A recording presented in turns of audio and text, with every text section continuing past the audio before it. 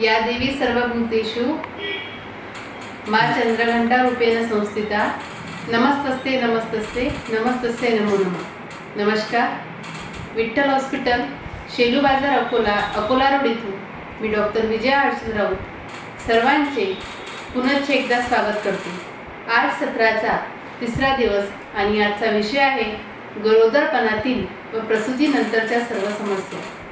गरोदरपण हे प्रत्येक स्त्रियांच्या आयुष्यातील अत्यंत महत्त्वपूर्ण, आनंददायी व नाजूक अशी गोष्ट आहे जी निसर्गाने स्त्रीला दिलेली अनमोल देणगी आहे। प्रत्येक मातेचा पुनर्जन्म होतो हे फक्त एक आईच अनुभवू शकते। या गरोदरपणाच्या प्रवासात तिला अनेक त्रासदायक समस्यांना तोंड द्यावे लागते, जसे थकवा येणे, चिडचिडी होणे, पायावर व अंगावर सूज येणे, रक्तदाब कमी व जास्त होणे, सारखी मळमळ होणे, उलट्या होणे, भूक न लागणे, सारखी लघवीला जावे लागणे, चक्कर येणे यासारख्या समस्यासोबत तिला स्वतःची व बाळाची काळजी घ्यावी लागते। दोघांची मानसिक व शारीरिक स्थिती निरोगी राहण्यासाठी तिने नेहमी आनंदी राहण्याचा प्रयत्न करावा।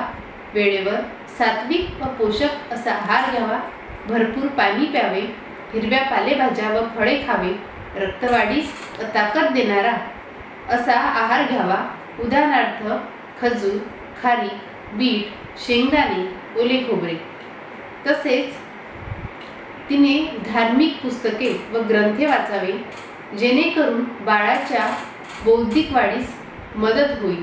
रात्रीचे जागरण टाळावे, सुरुवातीच्या पहिल्या 3 ते 4 महिने प्रवास टाळावा, मेहनतीचे काम टाळावे। आपण गरोदर असल्याचे कळताच डॉक्टरांशी किंवा वैद्यांशी संपर्क साधून त्यांच्या सल्ल्याने योग्य त्या तपासण्या करून घ्याव्या।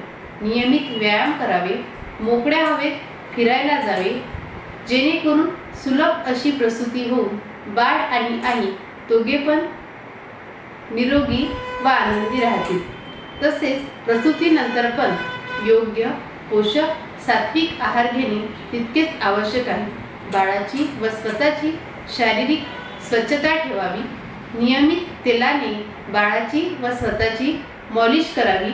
डॉक्टरांच्या सल्ल्याने काही समस्या असल्यास त्यावर योग्य ते वेळी उपचार घ्यावे।